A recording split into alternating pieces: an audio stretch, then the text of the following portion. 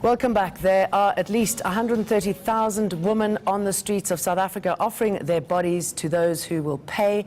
They're sex workers with no rights, no protection. Will decriminalizing it create more sex workers or give them the rights they are now denied? Is sex work immoral or an acceptable way of earning a living? To help us find the answers, we're speaking to Kholi Buthelezi from the sex worker organization eNCA. She joins us from Cape Town, and Patricia Mahlangu, who is the chairperson of the Women of Destiny, which is part of the African Christian Democratic Party. Very good to have you both with us. Let me start with you. How should we be viewing sex workers?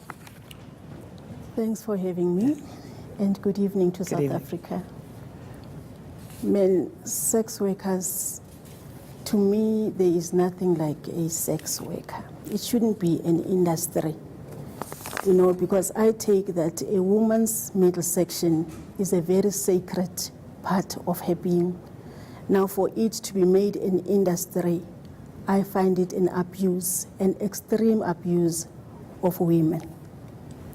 I think that sex workers, instead of making them criminals, they should be redirected, change their mindset to something else. South Africa has an economy, and every woman of this country needs to participate in the real economy of this country, not by sacrificing herself as an industry. I mean, what is it that is marketed there? Because in everything that you are selling, you must market it. Now, between you and me, what is it that you are marketing? Can it be marketed openly? Or can it be advertised over television? Because that is a sacred part of a woman. Women are not respected. That is why now there is an industry of that section. That is a very serious anatomical position of a woman to be sold. And exploited. Kholi Buthelezi, what is your stance on this? I mean, do you think we need to change the way we view sex workers?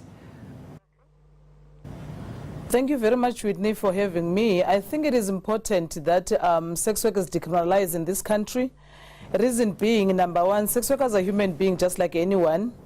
And reason being, sex workers are parents, our mothers, our fathers, and our brothers and sisters, and our cousins.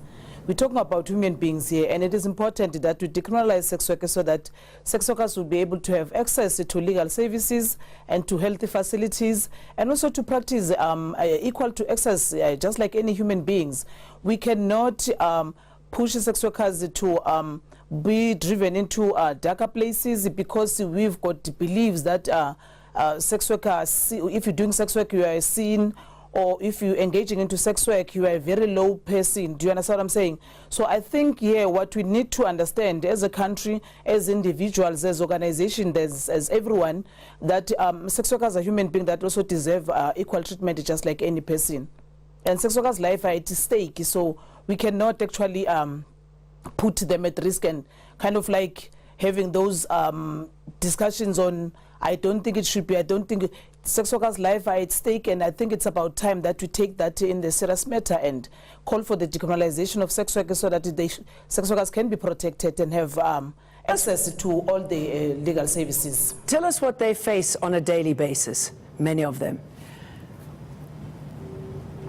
Pardon?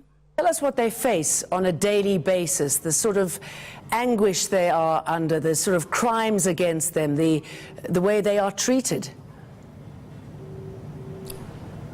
Sex workers, firstly, can you hear me? Yes, I think you're getting a bit of feedback in your ear, but if you can push on, I'd really appreciate it. Go ahead, I can hear you clearly. Okay, what was the question? Just wanted to know from you how sex workers live on a day-to-day basis, some of the issues that they face, some of the crimes against them, how they are treated. Sex workers have been treated very badly. Number one, in terms of accessing legal services, in terms of healthy facilities, stigma is still playing a role into the industry. So it is attached very strong with the discrimination around the sex workers. So in that way, it's very challenging for sex workers to to operate freely and also to talk about any challenges that they face, which is why there are some organizations that are out there that are providing free and stigma services towards sex workers, because even into government, in some of the government health facilities, it is challenging for sex workers to access those services. So even being raped several times because they cannot report those cases to SAPS, for an example, and not every police stations that is sex workers, they tend to report cases that they're being pushed away. But in some police stations, sex workers are being denied access to legal services. At times, sex workers, when they're being arrested, they don't have access to medication, which is, it's human rights violation to healthy. It's also human rights violations to live. You know, even if they things that they wanted to do on their own as sex workers, they are being denied those accesses. Well, Patricia Mahlanga, I mean, it sounds like they're not really viewed as humans at all, are they, if they're treated in that manner? I mean, do you think the government cares about people like this? Is it easier just to look the other way? As far as we are concerned, we think that the government has still a lot to do to protect the women of this country. Women should not be undergoing such.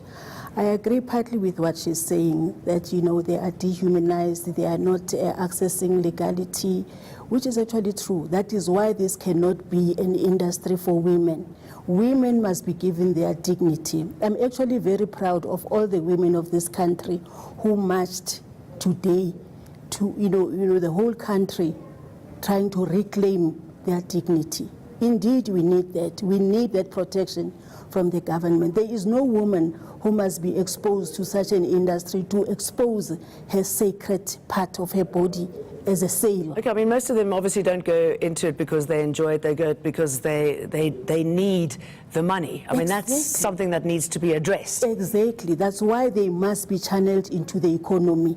We have just had a BRICS conference in this country, partnership with China and all these other countries. Why can't South African women be exposed to China? They can go to China to go and sell their products there. Why not? Why are we not included in the partnership economically of these countries that forms BRICS? Okay, so economically, clearly, stuff needs to be done, Kholi, because I think one of the problems when a sex worker is arrested is removing them from the family that many of them support, and they rely on their mother or their sister to put food on the table. Come again, is that a question for me? Yes, it is. Come again? Just asking about what happens when a sex worker is arrested and taken away from the family that they support. I mean, the repercussions of that, I mean, that's enormous as well. That'll have a detrimental impact on them. I'm not sure if I got to hear the questions right, but what happens when the sex worker is arrested? Was that the question? Correct. The sort of impact that it has on those closest to them.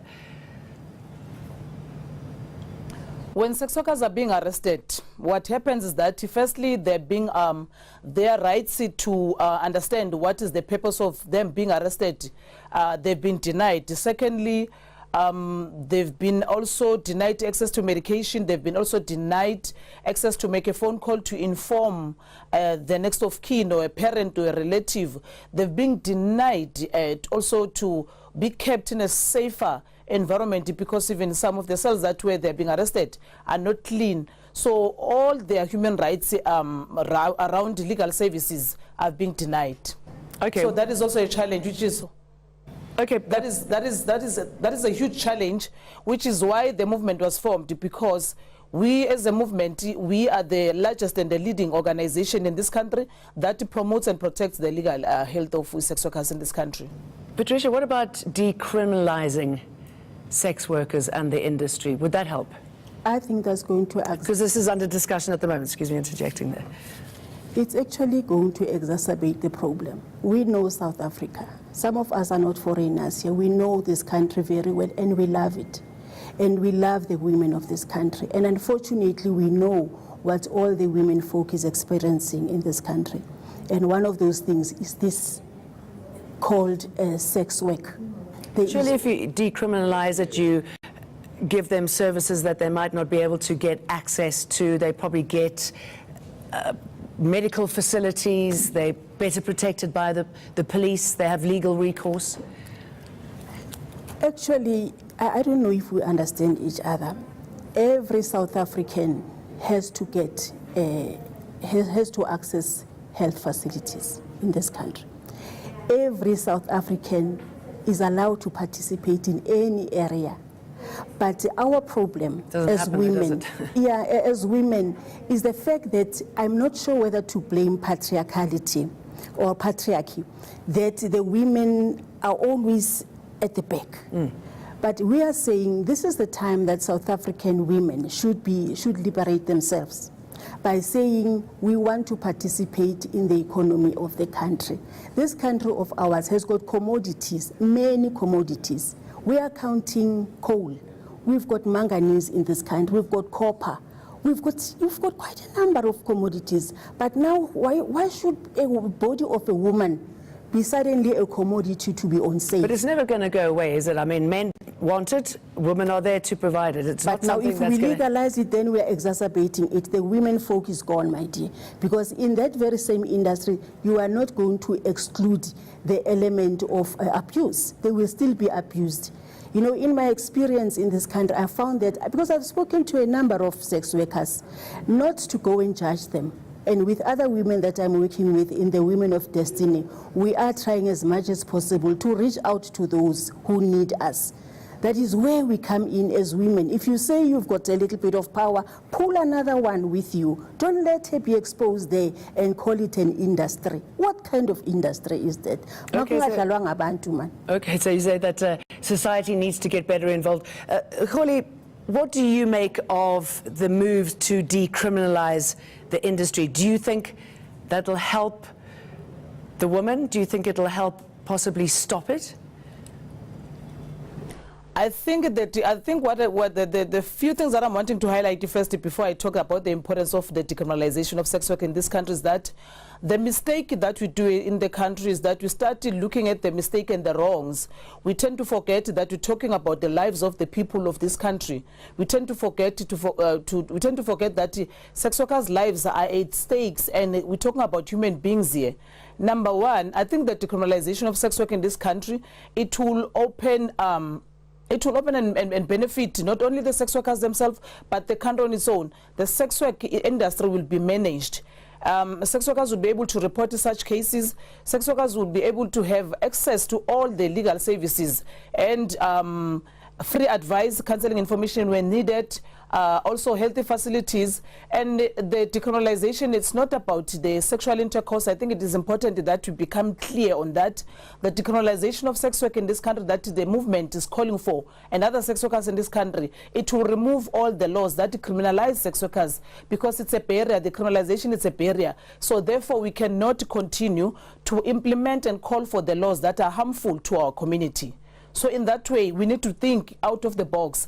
The importance of the decriminalization is not only about, and we're not saying that actually that when we call for decriminalization, tomorrow everything will be fine. We know that there's some work that will needs to be done. But what we also as a movement calling for the decriminalization of sex work, it is because sex workers themselves are parents. The sex work industry is not manageable at the moment currently, and the criminalization, it's harmful. So which one is easy, or which one is the good way that we should be heading to? The call for decriminalization, it will create an enabling environment for our community out there. It will also be able to allow the adult sex workers to manage the industry. It will also allow the adult sex workers to work hand in hand. There's the movement to open hands to government to say, come forward, government, work with us as part of the movement. We know the industry, we understand the industry, we know the culture. We will be able to assist in implementing laws that will protect our community, our young brothers and our sisters. So the ones that are adult and chosen to consent in this industry and then can benefit also and continue to do sex work and be on the safe working spaces. We cannot have laws that are harmful to our community. Okay, what do you make of that? Why didn't you take that route rather than making it a criminal offence and then pushing it further underground, targeting the clients instead? I'm not sure whether criminal is the right word, but I find it an abuse of a body of a woman. Now, if we are saying it's criminalized and it must be decriminalized, I think I have a problem with the terminology, because all I'm standing for is that women should not be encouraged to use their body. There is a way of extricating them from this so-called industry and be channeled to the economy, because we have spoken already that the root problem is the need for money. They want to support their family. Every mother wants to support her child. So there is no way that these women should be deprived an economic participation in this country. They have to be protected if they are abused sexually. But now for it to be called an industry, this is where I have a problem.